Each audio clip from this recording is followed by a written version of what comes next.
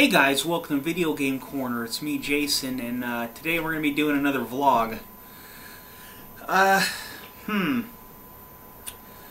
thinking about, the direction of the show lately, and I'm just kind of like, I've been making a lot of stuff in the last couple months, because I've been just kind of not sure what to do with it, and I stopped making I started the show out as doing just reviews, and I didn't like just being a copycat of everybody else. And I started doing, I started getting into the repro stuff, the NES reproductions, and I did that for a while, and that's when the show was the most successful and most watched, because it was something a little bit different.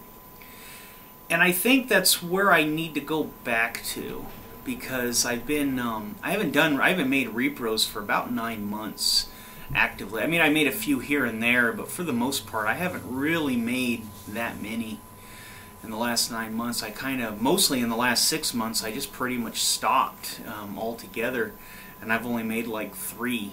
And I got so tired of doing it, and it's just, I don't know. I think the lazy part of me started kicking in, and all throughout my life I've always had like lazy periods, and then I have like workaholic periods, and it's really weird. I don't have an in-between. So when I'm like on my lazy periods, like I always had a job before I got, before I became disabled, before I got sick. I always had a job, but even at my job I would have periods where I was overly ambitious, trying to do extra things. And then I'd have periods where I'd just do the bare minimum. And it would also reflect on my personal life. I would be into doing like all these projects, and then I would get into just watching TV. And I have like no middle ground, and I don't know what it is. I know I have a little bit of obsessive compulsive disorder. Like I get weird about stepping on cracks, things like that. And when I was a kid, I used to have to say things twice. And I would say it normally, then I kind of mumble it to myself, and people are like, "What?" And I'm like, "Nothing." And I was just really weird. I mean, I'm a weird guy anyway, and I don't follow the norm, and I never will. So I do what I want to do, and it's just how I am, and I'm okay with that. I like who I am as far as that. But yeah, I've been just kind of, I think, my disease just kind of beats me down all the time. For those of you who don't know, and I'm sure most of you do, I have really severe Crohn's disease. And I have severe pain all back in here, and it hurts to breathe deeply. And I have a colostomy bag up here on this side. Kind of hear it there. And, I have a big scar from here to here, where they cut me open because I had an abscess that was that big around and that long on my colon, on the back, on my large intestine, basically my colon, and it was blocking everything, and I had 5 gallons of backed up feces in my body, making me real sick, and I almost died. I had what's called toxic megacolon, where your colon stretches out to like that, and it makes you sick, even though your colon's only supposed to be like that. And at any point it could have burst, and I would have had just shit inside of me, killing me quick, or they would have had to do emergency surgery. But I was lucky enough to, they were lucky enough to figure it out and get it in time, because this abscess was growing on my colon, blocking everything. So it was pretty terrible, and it sucked because I was still going to the bathroom constantly. So it was awful. The pain and just, spending hours in the bathroom. I was miserable all the time. But I don't have those problems anymore, but I still have all the scar tissue from the abscess caused so much scar tissue inside of me that they had to do a colostomy, and they don't even think they can reverse it. Now that my body's healed, I have so much scar tissue, they don't even think they can put everything back, because the doctor left enough colon to repair it. But they said it's such a complex surgery to repair that they can't. They said they'd have to have like a team of like 15 to 20 people working on me at once, and I'm like, geez, it doesn't seem like it would be that much, but that's what the surgeon was telling me, and he can't do it. They'd have to send me somewhere, so I don't even know if my insurance will cover it or anything. I don't know. I kind of want to be put back to normal so I can be normal again, somewhat. And but I don't know. Is the pain going to start back? I don't know. These are things I have to ask myself. But it's funny because, you know, I've always been a really strong guy, and I'm real strong now. I'm still pretty strong, but if I use it, the pain just, it doubles me over for days. For like 2 or 3 days I can't do anything because it hurts so bad. My body is just can't take the strain of it anymore. And because one time, you guys remember Freddie, my best friend who sometimes does the show. He hasn't done it in a while. We were moving my refrigerator, and we had to push it up onto the back of his truck, and he starts pushing it, and I just kind of took over and just pushed up the whole thing by myself. And this is before I had my surgery, and he was just like blown away at how strong I was because I just pushed it up like it was nothing. And I've always been a really strong guy. I did a lot of martial arts for years. I do drunk fist kung fu. I was actually trained by a grandmaster in it, and it's different. It's not what you think. You don't drink all the time. It's just the style of it. But I remember when I first started training, I was working in a club as a bouncer, and I told this dude's walking around without his shoes on. I told him to get his shoes on, and he was drunk, being stupid. I said, you know, just get out of here. And his friends were like, oh, you know, we'll get him out of here. We're sorry. And they go to walk out, and the friend walks by and kind of nods at me. Then the drunk guy who I told to get out swings a beer bottle at my head. And I blocked it like that, the wrong way, because I had just started. And you never block like this. This is the worst block they teach you. Because what happens is the guy hits it, and his wrist bends, and he still clipped me. So I blocked his arm, but it clipped me up here on the head and busted me open. And of course I was bleeding all down and everything onto my shirt and everything. And that happened to be the night I borrowed a Dragon, button-up Dragon club shirt from my friend. We usually wore suits, and it just happened to be that week. This thing was white with dragons on it, and of course, yeah, it was ruined. But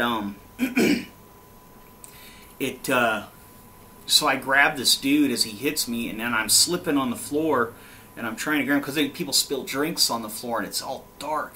There's people dancing, and I'm grabbing him, and then right when my feet, and he's trying to shoulder me into the body, and my feet are slipping, and then I feel my feet grip, and I grab him, and I do like one of those Steven Seagal moves where he does that the Aikido move where he pushes him out of the way, and I do that, and the dude goes flying into a table, and there's this couple, this man and woman sitting there, and I see their faces go, and they jump out of the way, and this dude goes right into the table, knocks it over, and I grab him, and I start kneeing him in the face, right, and his shirt comes up over his face as I grabbing him, and I'm kneeing him in the face.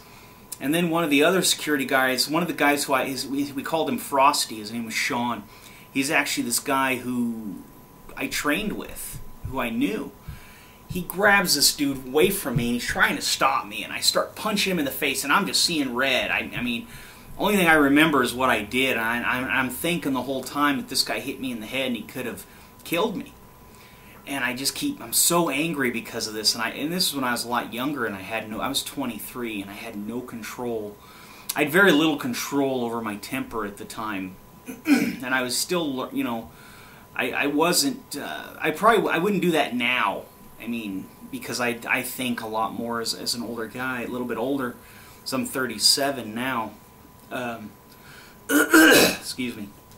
So I'm punching this guy in the face, and Frosty, he was like, he knew that I wouldn't hit him. He knew I'd snap out of it, so he turned his back and put him between the guy and me, and I stopped, and he knew I would stop, and because if I would have hit him, he would have punched me out later. But yeah, so I stopped, and he even told me, he says, I knew you'd stop once I did that. And they took the guy out, and they said the guy's face was beat red, and I didn't break any skin because of his shirt coming over, so I kind of it softened the blows a little bit, and it was just kind of fun. I mean, that's the kind of guy I was. I was tough. I used to love to fight. I loved getting in the middle of it. I was just like, oh, it was just like feeling alive. And it's funny because I don't do those things anymore. Because as you get older, even if you don't get screwed up, as you get older, you tend to lose that part of yourself. The part of yourself just kind of gets put away because you kind of grow out of it. And you don't want to fight anymore. You don't have the energy to fight anymore. You just don't want to. It's just not worth it. And you know, you don't understand that when you're a younger guy. You think, you know, it's worth it because I'm not putting up with that, because your ego's so big as a young guy. Oh, excuse me. And you think like, you know, I've got to prove myself. I can't let anyone think I'm a punk. Stuff like that. And I wasn't any different. And then I hear stories about my dad. You know, this one guy that I was taught when I was like 19, 20. I was working with my dad in Southern California in City of Industry. We lived in Las Vegas, but we were driving down there because that's where he got a lot of his work. He was a machinery builder. We'd take these things called cold headers, and they put the heads on like rivets and screws, bolts, you know, things like that. And it basically slams in and mushrooms the head and cuts it off. But we'd rebuild the machines. So we went to this place he used to work at, and this guy named Bill Ayers was his name. He tells my dad, he says, yeah, your dad, back when you were a baby, we were in a bar and some guy's mouthing off and we're all drinking, and your dad was ready to go outside and kick his ass and all this stuff, and it was just kind of funny because that's my dad. My dad's still like that though. He doesn't want to fight as much, but he's ready to fight way too quickly. Excuse me. He doesn't like the whole, you know, people saying things to him. He can't stand it. Me, I can deal with it a lot easier. But I also, you know, got into Buddhism and studied, you know, how to control my temper and strip away my ego as much as possible. Even though it's still there, it's gonna always be there. But yeah, my dad, yeah, I don't think my dad would have done it as much, but it was like when I was a baby, this guy knew my dad, and when I was real little, and it was just kind of funny hearing how my dad and I are so much alike in that respect. So, oh, excuse me. Golly.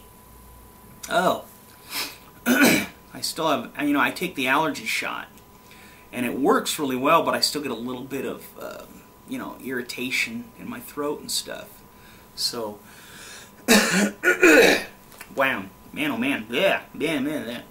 So, anyway, that's just a little bit of backstory on me, and you know, it's funny the kind of guy I am, and it's funny because, you know, we do these shows, all of us YouTubers, we do these shows, and people think they know us, and it's kind of funny. I bet you none of you knew that, but that kind of stuff about me, that I'm such a brawler and I'm such a fighter. You know, you guys probably didn't even know. You guys probably think, because I'm this goofy, funny guy, and I'm just a big dork, and you guys probably think I'm just some, you know, a lot of people, you know, they mistake me because I'm this big, heavy-set, goofy guy, that I'm this pushover they can bully around, and they can't. Because I get like, I'm ready. I've had people talk down to me in the past, when I was younger, and I was ready to kill them, and they never did it again. It never happened again. They would do it once, and they'd learn. And I remember one of my ex-wife, when we were married, one of her uncles told me to shut up, and I about pounded his face in. I took everything I had not to you know, beat him. And it's because my daughter was 5 weeks or like 2 months old. We just got her out of the hospital because she was born premature at 3 pounds 1 ounce. And Lorna was there, and I didn't do anything because I didn't want her to get hurt. Because if she wasn't there, I probably would have attacked him. And he learned. He never did it again. He thought, you know, I was just some guy you could talk to. You just don't talk to me like that. And that's the way I was. And nowadays I just laugh at you. I wouldn't even worry about it as much. I use my words more than my fists these days. But you know, it's funny. You know, you look back and you think about all these things, And I have a lot of time to think these days, you know, because I have so much free time. And I play a lot of games, and, you know, I like to live my, you know, be a warrior through all the, you know, types of games I play. I like, you know, as you guys know, I play a lot of Dark Souls 2, Dark Souls, you know, Demon Souls, Warrior. I like Skyrim. I like to be a warrior and all these things, and I just love to be this fighter. And it's funny because, you know, in real life you can't do that, and I can't do that in real life. And, you know, I own a couple swords, but I don't swing them around. I like the design of them and the build of them. I'm more interested in being a blacksmith than a warrior in real life anymore. But it would be nice. It'd be nice one day when I get a house if I could, you know, make some swords and, you know, let other guys swing them around. Just let other people enjoy it. That's what would make me happy. But, you know, I do this show and I watch these guys. Like, I was watching some Angry Joe today. I don't watch him that often. I watch guys like Boogie2988. Love his show. And, you know, you see like the AVGN, one of the early guys who started, you know, this YouTube reviewing video game stuff. And you look at these guys, and they all do skits, and they all do these things. Irate Gamer's another one. They do these skits, and they do these little, you know, where they're doing these shows. And I remember I've seen people complain, why is it every reviewer has to do a skit? And it's like the guys who do skits have the most views. They're the guys who are people want to watch because it's more entertaining. And it just seems like, you know, somebody else does it, like the Irate Gamer. He copied the Angry Video Game Nerd. And he didn't even do it well. He did it kind of corny. Even though I like him. I think he's funny just because he's so corny. The way he cusses is corny. It doesn't even sound like intimidating. It doesn't even sound like he's tough or anything.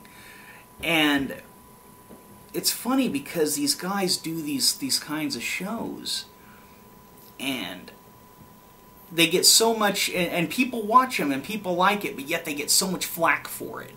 They get ragged on by people, and it seems like, you know, as a YouTuber, I want to do a show that people like, but it's like I do love to act, and I do have like this creative side. I've thought about doing skits in the past, but I kept saying no, I can't do it because people are going to say these things about me, and I may get I may do them and get a bunch more views. Who knows?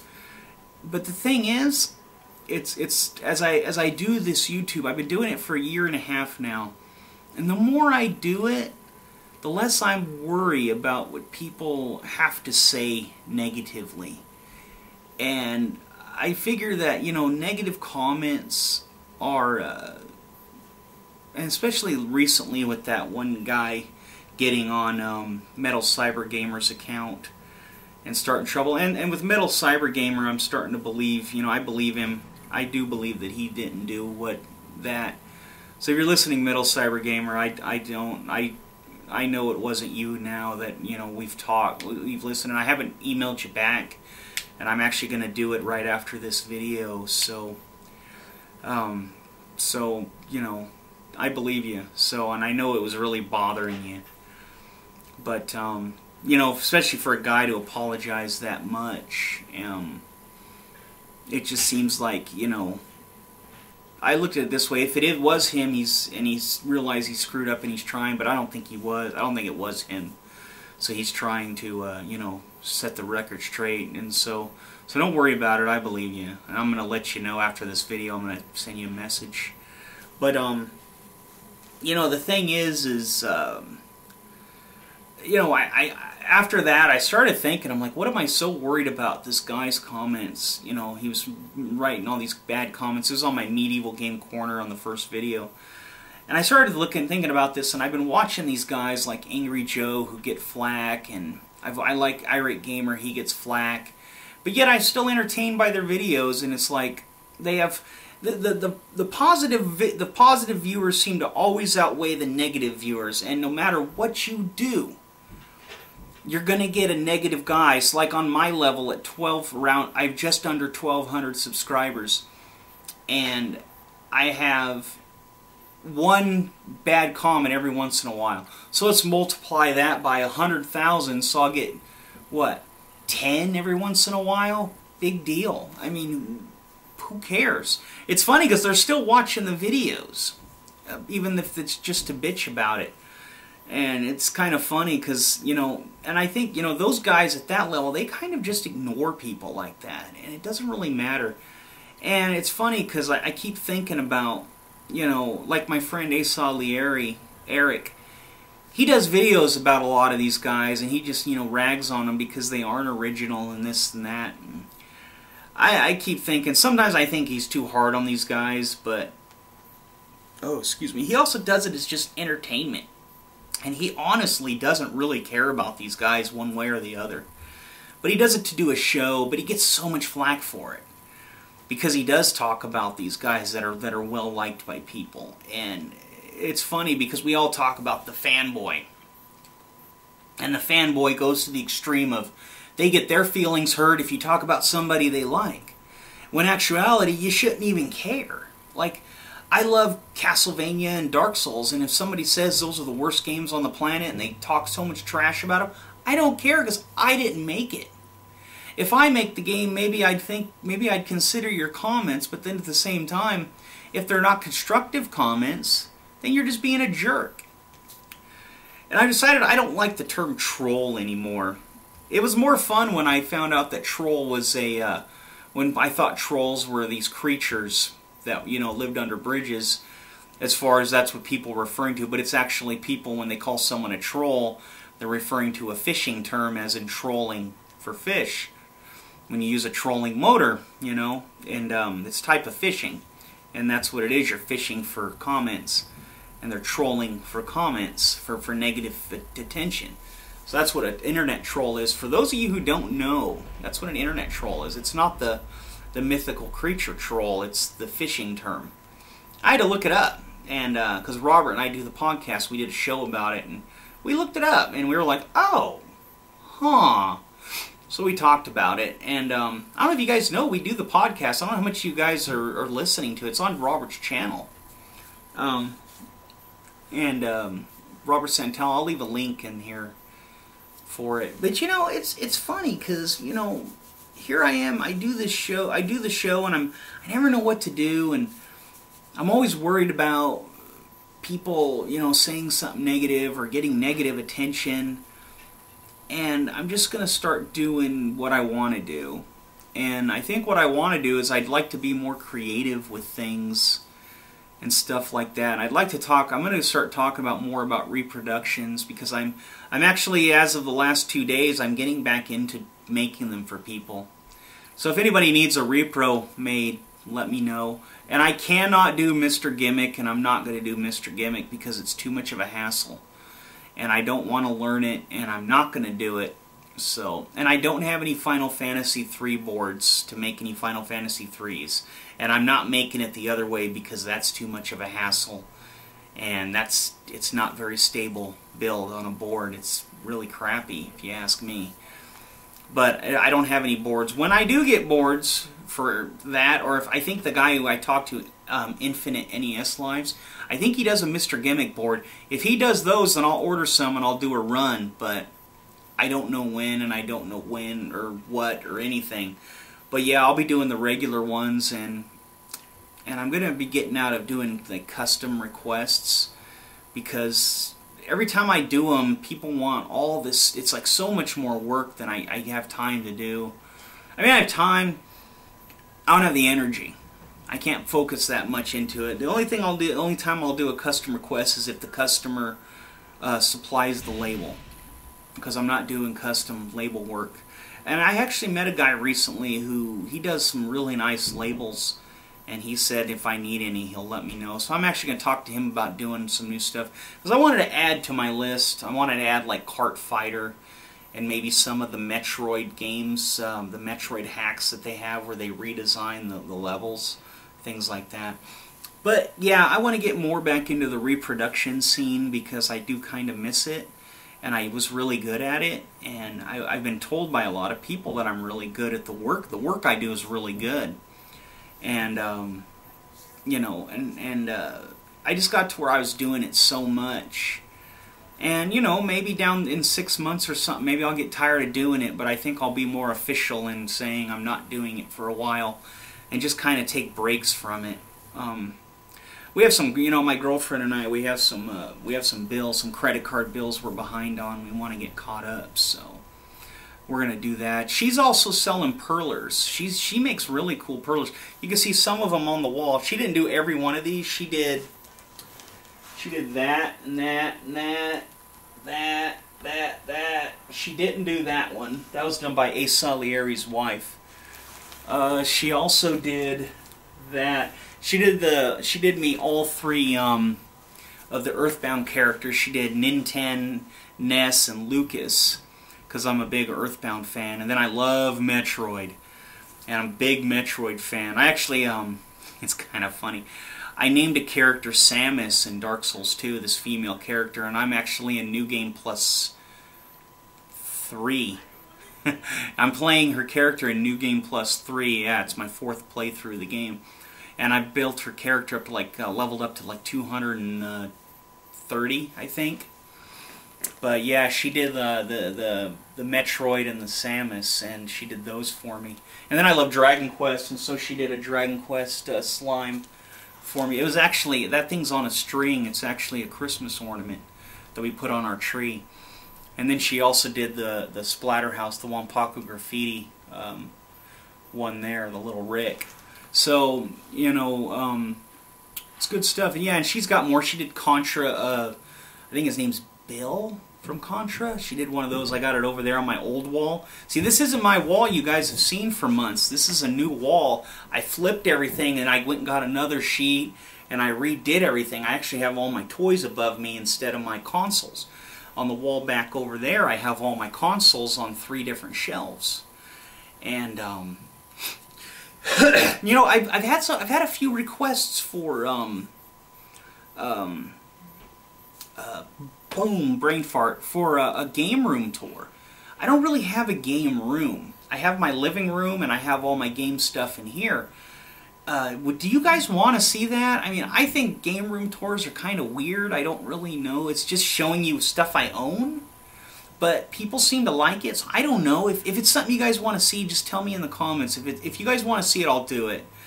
I just never really thought about doing it because it just seemed like, what's the big deal to me? But, you know, what do I know? But if you guys want to see it, tell me, and I'll show you my game stuff.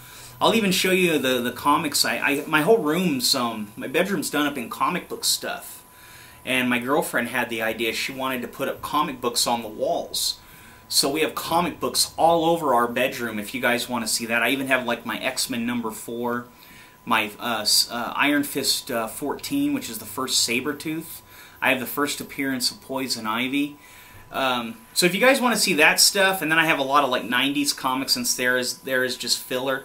If you guys want to see that cool stuff, and I have a couple of pillowcases, like I have a Superman pillowcase from the 70s and my 80s Transformers pillowcase. I got a lot of cool stuff in my room. And if you guys would like to see that stuff and see all my statues and my toys and just all my cool stuff, just let me know if you guys would like to see it, and I'll show it to you. If you guys don't put anything in the comments, I won't do it because, like I said, to me, showing what I own just seems kind of weird. I don't know why. I just don't know why anybody would care, I guess, because if I own like Final Fantasy IX, and I'm only thinking of that because I got it sitting over there and I'm thinking about playing it today. If you own a Final Fantasy IX, it looks exactly the same, you know, so what's it matter if I own it? I guess I look at it that way. But if you guys want to see it, just let me know. I'll show you all the cool stuff. My toys are actually cooler than my game collection, I think, because I have some cool toys and statues and stuff, and I think they're a lot more interesting just because they're a little bit harder to, you know, you don't see them as much as you would like Final Fantasy IX, things like that. But I have, you know, my game collection's pretty cool too. It's not the hugest collection in the world, but I have some decent stuff. I have like an Earthbound, and I have Castlevania Dracula X. I have a couple, you know, decent games in there. So, but anyway, guys, I guess, you know, that's all there is. So yeah, I'm gonna try to do more stuff. I think I'm gonna try to do. I might give some skits a go if I can think of some good stuff. I want to just try something new and different, and I just haven't known what to do. And I've been just kind of. And every time I do a vlog, I do a lot of vlogs, and I'm like, I don't want to be a vlogging show. you know, where I just do vlogs. I mean, vlogs are great, and I like to do them, like this one, but I don't want to do them every single time. I mean, that just gets repetitive. I don't want to be repetitive. I want to do certain things. I need to get Freddy's ass over here and do some more How Far Can You Get, because I know people liked those. And I like doing them, and they were fun, and we just haven't done them. And I think I need to get him going, because I've been just so lazy lately. But I'm going to stop being lazy. So anyway, guys, that's it for today. I know this was a long one, but I'm sorry. That's what she said. Ha ha ha. But anyway, so this is Jason, and this is Video Game Corner, and I'll see you next time. Thanks. Bye.